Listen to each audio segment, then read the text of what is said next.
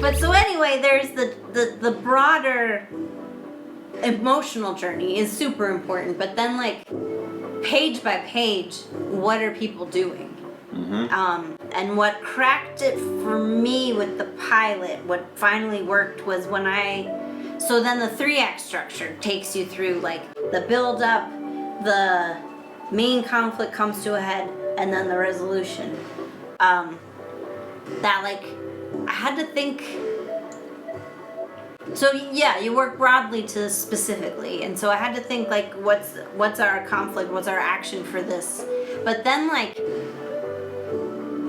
what am I introducing in each specific scene? Like, okay, in our opening, I want to introduce the characters and the setting, and I've decided on this mode of doing that. And then actually, for this conflict to happen, they need to meet this person in between. And so like, what's the scene where they meet this person and what are they doing? Yeah.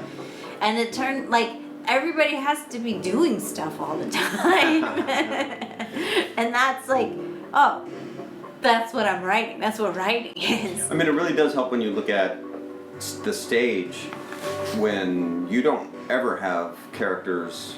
I mean, I'm sure you do, but like, you don't really want characters on stage. If you have an ensemble piece and it's a dinner party, you don't want like 3 people standing over in a corner. Right. Like, you want them at least to look like they're doing something. Yeah. And, yeah. And when you're like, writing that is different than like telling a couple actors like, I need you to be here, but you guys should like, you could do, they're like, well, I'm at a dinner party, so my motivation is going to be like, I'm going to set the table over here or something like, well, I don't have any parts. But if you're writing that, you were thinking in your head like, crap, what are these people doing over there? Right, well, and as a somewhat conflict-averse but controlling person, I have discovered if you don't fill in the blanks, people they don't come to you and ask what they need to be doing, they start filling in the blanks themselves.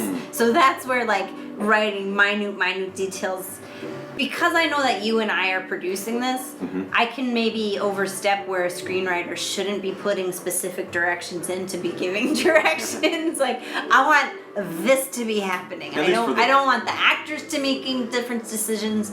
I mean, the actors will have decisions to make, of course. I don't want the director to choose something different. I want this to be happening.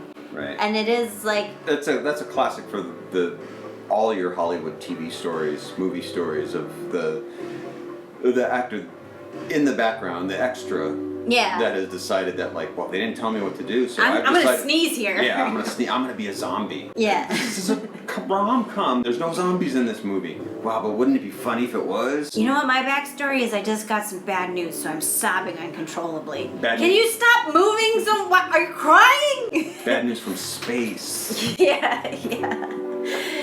So I had. That's where like. And actually, this is from writing documentation, from documenting software and code. I'm not so good at the coding, but I'm really good at documentation or like lesson planning for other people, where it's like, if I leave this space blank, if I leave step 2 blank, you're not gonna know how to go from step 1 to step 3. So I can document the heck out of any process. And then so like turning it to fiction is like, well, how did they get from step 1 to step 3? I know what happened. Right. Which is, I mean, how much of that do you feel came from working at the newspaper? I feel like it came more from engineering school.